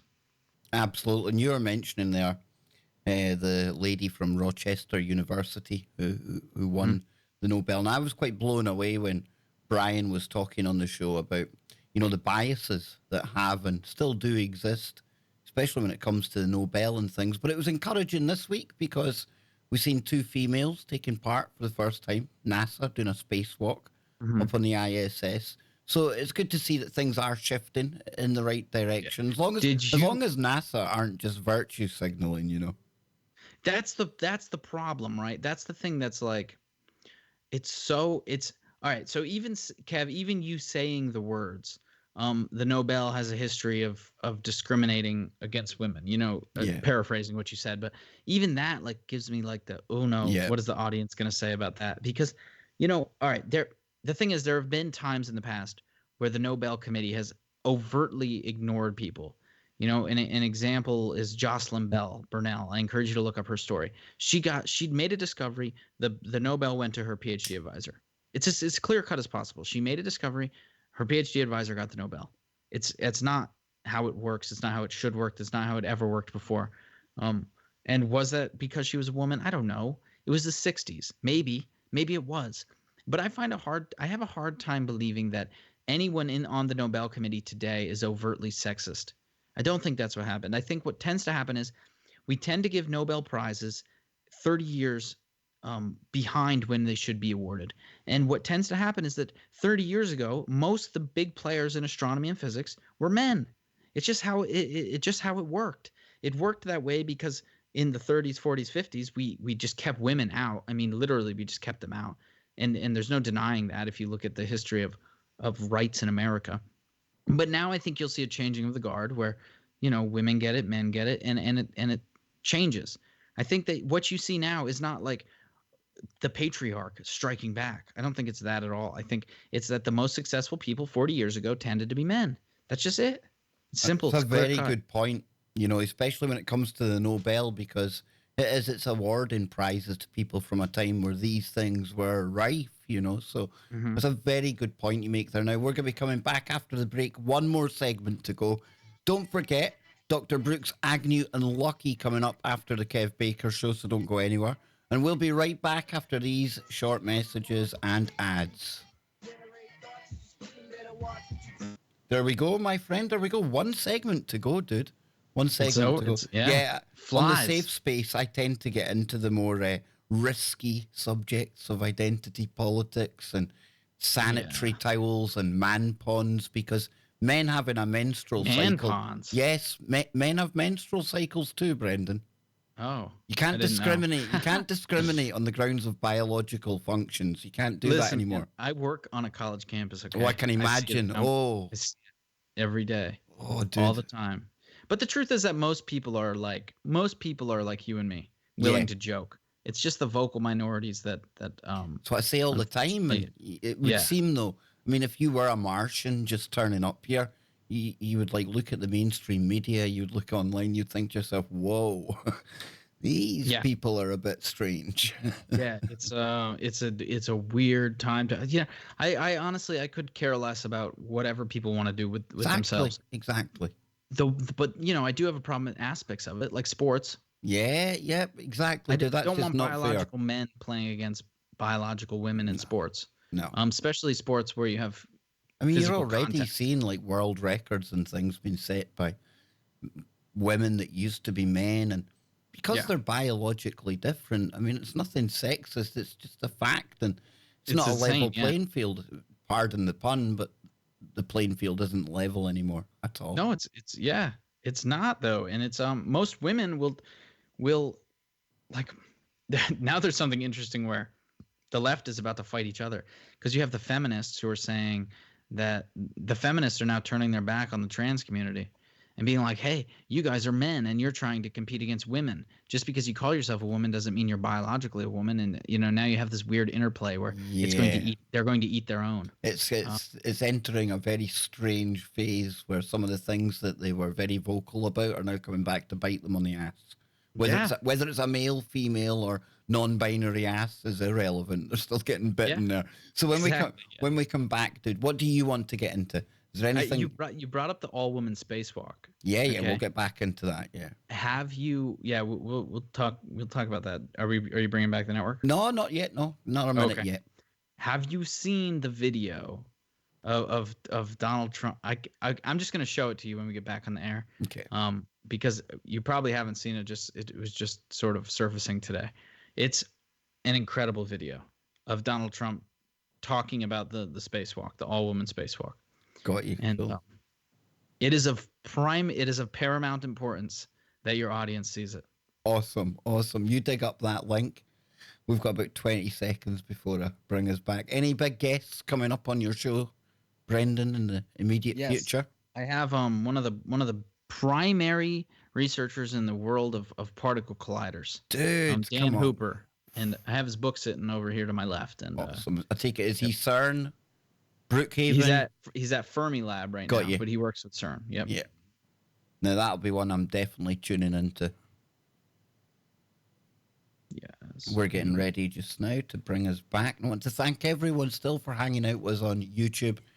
Obviously, it's the main show, so TFR, the home of KBS, that comes first. But I love doing the simulcast for all of you over here. It opens up the chat room here too. So hope you're enjoying this today. When we come back, I'll let you know who's coming on the show tomorrow. But it's going to be another big week here, folks. And I'll be back on the safe space tomorrow as well. I took Monday off. I was just absolutely exhausted. Radio all weekend. Here we go. We're going back live now. Welcome back, everyone. Final segment with Brendan Drachler. And he is an astrophysicist from the Rochester Institute of Technology. He's here with us today. We've been getting into a whole host of topics. Before the break there, we started to touch upon the NASA spacewalk this week that involved two women for the first time ever. But before we go back to Brendan, let me just tell everyone that tomorrow is one of your highlights of the month. I know a lot of people mark this date on the calendar. Ben Emlyn Jones will be back on the show here with me tomorrow. So we'll be getting into a whole host of subjects with our very favourite ufologist from the UK. And I hate to call him a ufologist because you can't put Ben in one box. He covers Brexit, he covers geopolitics, he covers everything that we like to talk about here in a very logical, rational manner. And he's one of the nicest people you could possibly meet in this whole world of alternative media. He truly is. So he'll be here tomorrow. But let's get back to Brendan. You're with us today, my good man. And during the break, you were telling me you've got a big guest coming up on your show. Let everyone know about that, and then we can get into the female spacewalk. Yes. So Dr. Dan Hooper, he actually wrote this book. It'll be coming out next month. Because I'm such a shill, I was able to get it early. Nice. It's called At the Edge of Time. I haven't read it yet, but he's a particle physicist. He's involved at Fermilab and CERN, the things that you seem to be oh so interested in all the time, Kev. Big time. So I encourage everyone to check that out. I used to be very kind of very paranoid about CERN. I bought into some of the more fearful aspects of it. But at the same You're afraid time, it's going to form a black hole and these strangelets and things like that. But at the same time, do you know what I'm really glad about, Brendan? It forced me into like a crash course as good as you can at home on the physics, the science behind particle accelerators and things like that. And it's something that really ignited an interest in me that I still to this day, I love reading about all the things that are going on, all the proposed plans. I'm not going to kid anyone on and say I'm some kind of particle physics expert, but some of the science that goes on there, it's just mind-blowing, dude. It is. Yeah, it's incredible. It's something that I hope to get involved with someday. Not completely, but at some level, because it is incredibly interesting work, and it's some of the stuff that got me interested in physics to begin with, because I was probably reading some of the same material or maybe some of the same books that you were, and you know, it encouraged me to pursue it. Although I ended up not actually pursuing that avenue, I ended up pursuing a different avenue. But the point is, you know, that's what got me into this. So it's incredibly interesting stuff. Absolutely. Now then, we were talking about NASA. Everyone loves it when we talk about NASA. Mm-hmm. So two women going on the spacewalk. What do you make of this, dude? Yeah, so two women. I don't know if you remember a couple months ago when two women were supposed to go on the spacewalk and it got canceled. Do you remember this? Yes. Okay, so do you know why it got canceled? No, I don't know. Do you remember Twitter throwing a storm about how there's a patriarchy and we're trying to hold women back and we're not allowing them to do the spacewalk and all this stuff? Yeah, it's a daily occurrence over there on Twitter. Yes, yeah, right. So what actually happened a few months ago was that these two women were meant to go on the spacewalk. And what happens when humans go to space is that they actually grow ever so slightly. You actually get bigger because gravity isn't compressing your spine. So you literally grow a little bit, and some people can grow a lot. And you become taller, you become more stretched out. Imagine, it probably feels good actually. You don't have so much pressure. You're making in your me joints. want to go to space. My son is like nearly 2 foot taller than me. I'm like a hobbit on a good day on my tiptoes. How tall are you, Kev? 5'5", 5'6". I like to say 5'6". Yeah. Because when I see you sitting there, I picture you to be like 6'2". Yeah, that'll do fine. 6'2". Yeah, strapping, big Adonis. Yeah. So anyhow, and the one of the women literally didn't have a spacesuit that would fit her, because they sized her and they take into account the fact that you aren't going to be the exact same size when you actually get in the spacesuit in space. But it turned out that it really did not fit her. And so it wasn't safe to send her out there. But they got the spacesuit situation sorted out. They sent the two women out, and then it's cool. It's awesome. Maybe I would look at it differently if I was a woman and like start screaming, but I don't see the thing that is magnificent about it or crazy or otherworldly. It's not like the bacteria on Mars going to change the way I think about the universe. Yeah, I think it's almost to celebrate it in the way that it has been in some corners, I find it almost quite condescending and patronizing, and just as bad as sexism in the first place, because you're making such a big deal out of this when, in the end of the day, it should all be about equality.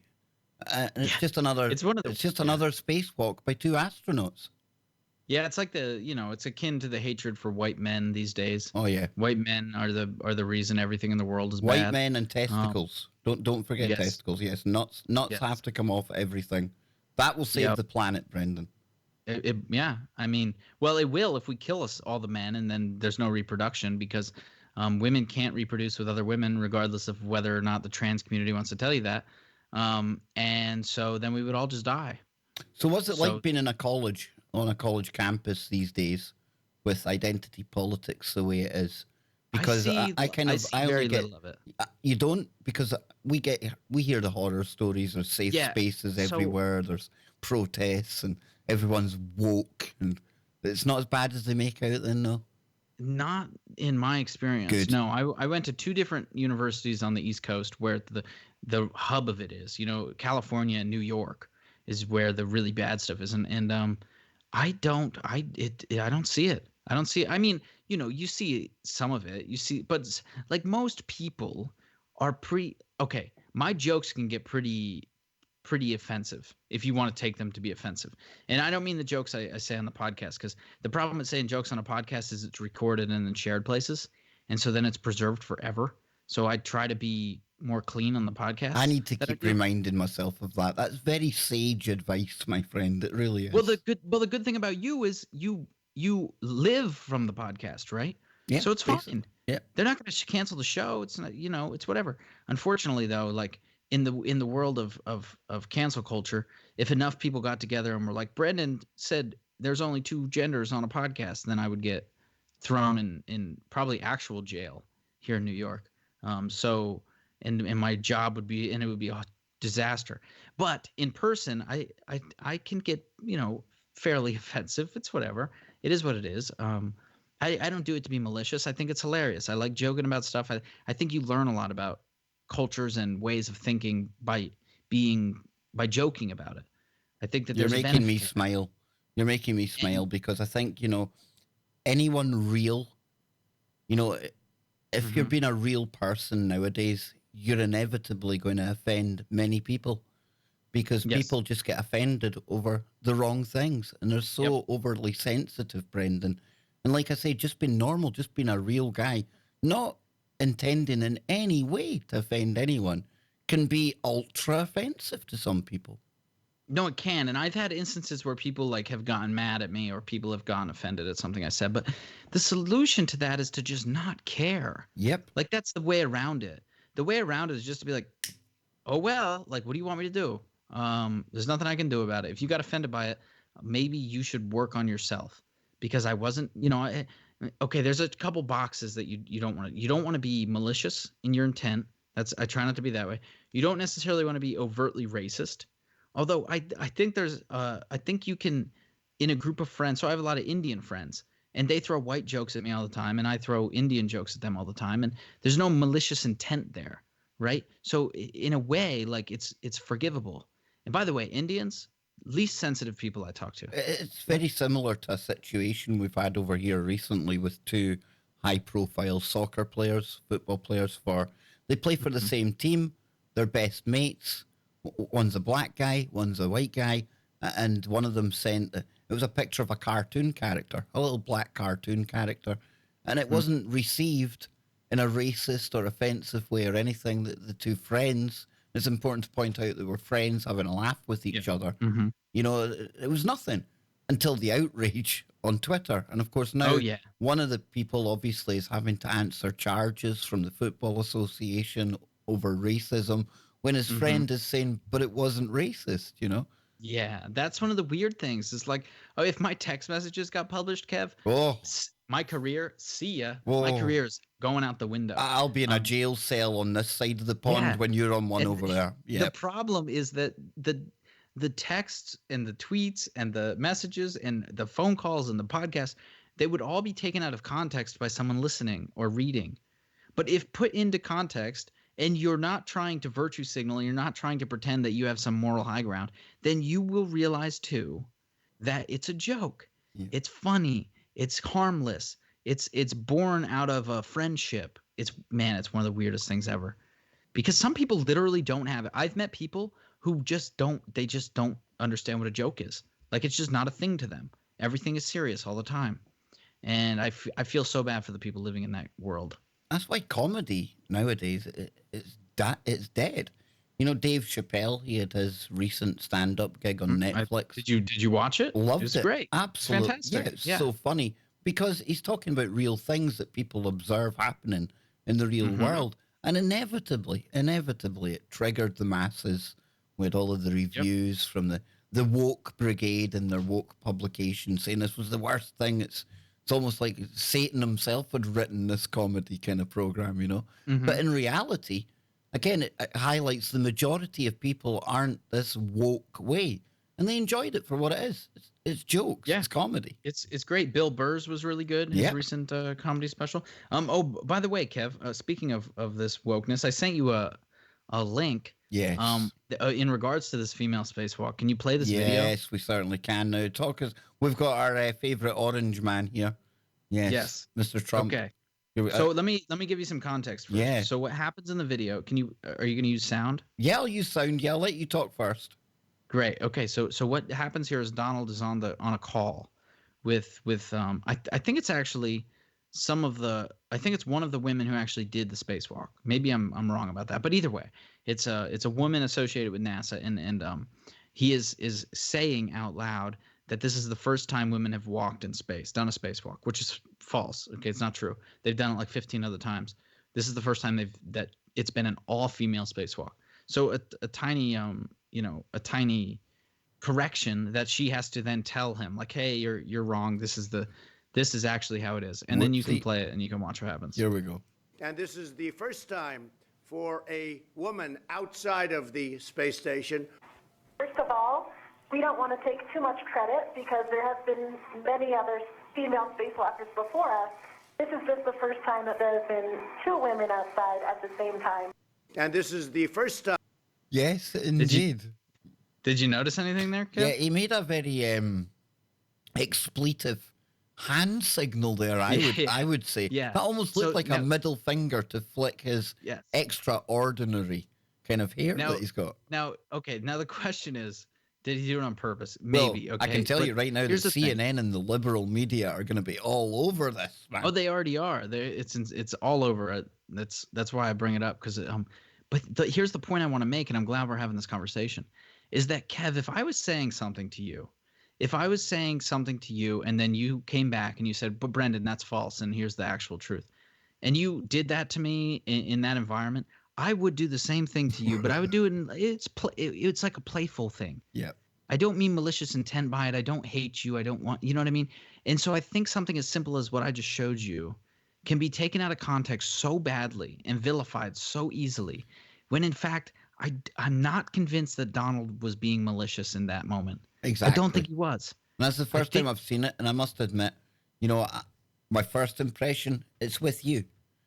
I think it's deliberate, but in no way. I think it's just Donald, being Donald. Yeah, it's past presidents have been so dry and lacking any human quality that now when we have a president who does embody some humanity, we vilify him at every turn. And now we're living at a time though when even like making a hand signal like that, I mean, the algorithm now will think I'm some kind of KKK member. Oh, that's true. I shouldn't have done it for you. Yeah, white power and things like that. Yes, of course. Yeah. Again, this all ties in with the overreaction brigade, the outrage mob that they're just getting upset over things that do have dual meanings, and in some cases, entirely different meanings to what people are being told now. And in many cases, one of the meanings is completely fabricated. It's not even a real meaning. Yep. It's not even something that most people use it for. In the case of the OK symbol, like, let's be honest, what percentage of people are using that to do the white power gesture? And what percentage of people are saying, okay, like, got it, understood, Because I didn't even know it was a white power thing until some woke person on Twitter told me it was a white power thing. Exactly. Same here. Same here, dude. I only found out via the internet. Yeah. So, and I should preface this by saying, because, this will upset people too, these days. I'm not even a Donald Trump supporter, but I am a supporter of people being more human and stopping to pretend that they are in some way morally more just than other people. Because at the end of the day, we all we are all this way in private. And if you aren't this way in private, it's because you're suppressing it. It's not because you aren't it. It's because you're holding it back. That's it. Oh, I'm liking this little twist that the show's taken here towards the Have end. I must admit. have you seen the have you seen the one? Okay, whoever runs Donald Trump's Twitter is the real president of this country, of the United States, because that person there's no way he has the editing ability to come up with some of the stuff he posts. So there's got to be someone behind it. I'm so curious who it is. See, I've said that as well. And again, I can't prove it, but I'm like you. I think it's somebody that does his Twitter Yeah. because Well, he just I think doesn't that strike some me of as the kind of person that's sitting there religiously tweeting out on the hour and like you say, some of them dead snappy, dead cool. I don't know. Maybe it is. If it is, I don't know. But I'm like you. I don't really take political sides, Brendan, because I don't trust any of them. And in my Yeah. lifetime, 43 years on this planet, living in the UK, we've had Labour governments, we've had Conservative governments, back and forth, back and forth. And you know what? Life never changes. We're Hmm. still at the Do you, bottom. They're still looking after themselves at the top. yeah. Still got bills to pay. Still got to feed Do you know? myself. So it's Do you all know the what's same. hilarious though about that, Kev? What's hilarious is I'm like this too. I call myself a fence sitter. I just sit Yeah. on the fence in the middle and I poke fun at both sides for being stupid. And so I assume you very much do the same. I And call it the quantum observer. You know, yes, of course. But definitely. the thing I've noticed is that upsets people so much more than being like overtly Trump or overtly Democratic in the United States. It upsets people so much more that you decide that both sides are equally, you know, Yeah, over terrible at their here, I mean, job. I've never voted. I think it's a broken system. I think voting just encourages these criminals. And I get it as well. They'll say, oh, well, you've got no reason, you've got no right to say anything. Half of this is your fault for not voting in the first place. And I think that's really kind of weird because I would turn that round. I would say, no, it's people that vote that put us in this situation in the first place. Because if we all said no, if we all pointed out the fact that these people have only got their best interests at heart, maybe I don't know how we would do it. You know, it's kind of utopia stuff, Brendan, but the system's corrupted. So I think by not participating, that gives me kind of almost immunity from any of the crap that can go down when it comes to Yeah. politics. Yeah. It is incredibly corrupt, but yet somehow we continue to progress forward, right? I mean, the world is better now than it's ever been. I think that you can say that both subjectively based on your own personal experience and objectively. Like, if you're in America, you can have a pretty shitty job, a pretty poor salary, and still be in like the top 2% of the world. And the same could be said for most developed European nations and Australia and India, in some areas like that. If you are in, even like the middle class of America, you're literally in the top 1% of earners in the world, which is insane. Um, so I don't get it. I think that, sure, everything looks broken and broken down and crazy. One statistic I always like to toss around is that, Kev, in your experience, is America more sort of polarized now than ever? I've never seen it the way it is since Donald Trump came in, and I'm not blaming Donald Trump per se, but he's certainly been a catalyst. You've had the media playing into it. I've never known, and speaking to Americans as well, some people say, yeah, they see it, but again, it's like you said as well, some people, they don't really see it. But for me personally, I've never known America to be this divided. Yeah. So this is why I asked the question, because this is an important counterpoint. This Congress of the United States of America has pushed more bipartisan legislation than any Congress in the past 2 decades. Okay. We're going on 20-year highs, and it could go even higher because the Congress is nowhere near done. Okay. So, Kev, even though on the surface, on the social media, on the Twitter, on the Instagram, on the Facebook, on the internet, it looks so polarized and like no one's talking to one another, somehow the governing bodies of the United States are still perfectly fine working together for solutions. And I think that the majority of people are perfectly fine doing that too. The most people I meet are perfectly fine talking to a Democrat if they're a Republican, or a Republican if they're a Democrat. Perfectly fine being friends with people that have different ideas. Most people don't give a shit. But you're convinced by social media, everyone is, not just you, that somehow we are at a time that we're never going to be able to recover from. It's the same thing as like the climate debate. Everyone's convinced that the world is ending, when in fact, we're not doing so bad. We're not going to die tomorrow. We don't have 12 years left to live. Yes, there are things that can be improved in both cases, but at the end of the day, man, we live on a great planet and we live at a great time. So stop complaining, everyone. Oh, That's it's the point. best time to be alive. The most interesting of times, as the Chinese proverb says. So, Brendan, we've got about 6 minutes, 5 minutes, 6 minutes left. What else have you been noticing since we last spoke last time? Anything on the horizon you've got planned? Anything at all, man? Oh, no, nothing over here, Kev. We're just gonna keep plugging, man. Keep producing podcasts. Just keep putting going, out content. keep on, keeping on. Keep working. You'll need to let me know when you've got the particle physics guy coming on, because that I will. definitely... The episode will drop on November 2nd, the same day his book comes out. It's a nice little marketing tactic. See, look at you. You've come a long way in the time we've been doing shows together, man. Yep. And we're just going to keep going up, Kev. Well, next time when we come on, right, since you're as passionate about the whole identity politics fiasco as I am, I think we'll maybe spend a segment on that next time when you come on. We'll undoubtedly go over the latest in the climate propaganda.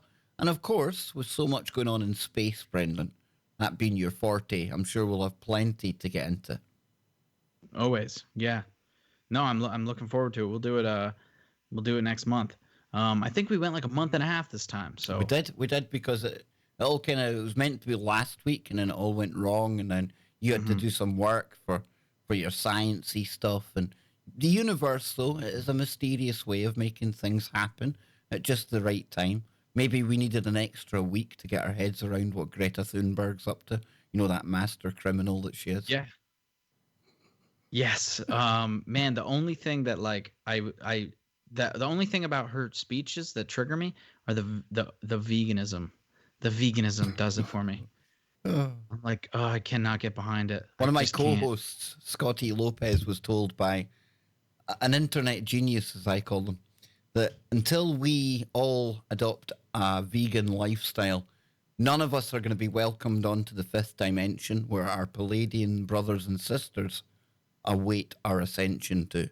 So yes, that triggered. I lost you there, Kev. Yes, I lost you, Palladian brothers and sisters. Yeah, until we adopt the vegan diet that they're on, Brendan, we've got no hope as a civilization, as a species. We're never going to ascend to the fifth dimension with our Palladian brothers. Well, I'll sit in the fourth dimension eating a dry-aged sirloin. I will happily have my steak down here, sir. Yeah. Oh, yes, indeedy. It is what it is, yeah. Big time. I don't know. It's one of the weirdest things. It's another area where the climate debate is being used to push an agenda by people in this sort of pro-meat versus, I don't know, anti-meat maybe? Who knew that food would be such a divisive kind of topic moving into these interesting times? Yeah, to be fair, agriculture is terrible for the environment, but it's not limited to meat. I mean, you're chopping down rainforest to grow soy too. So let's not point the finger at just one of us. Don't go offending soy people out there now. I can't handle emails from soy boys. That would just put my day off to a bad start. But Brendan, thank you so much for joining me, my man. It's always good when you're here. And folks, listen, for all of you that are into the science, I know over the years we've attracted a lot of listeners who are science orientated, bit of a geek like me. You do a lot worse than checking out Brendan's website and his podcast, because you're talking about some of the biggest names in the science community going on there. Add to that Brendan, his presentation skills, his hosting skills, and just the guy he is in general. I tell you, it's an absolutely brilliant experience, and that's at thestateoftheuniverse.com. And that's thestateoftheuniverse.com. Please check it out. He's going to have all of these guests coming up. In particular, the one I'm looking forward to, all about particle accelerators.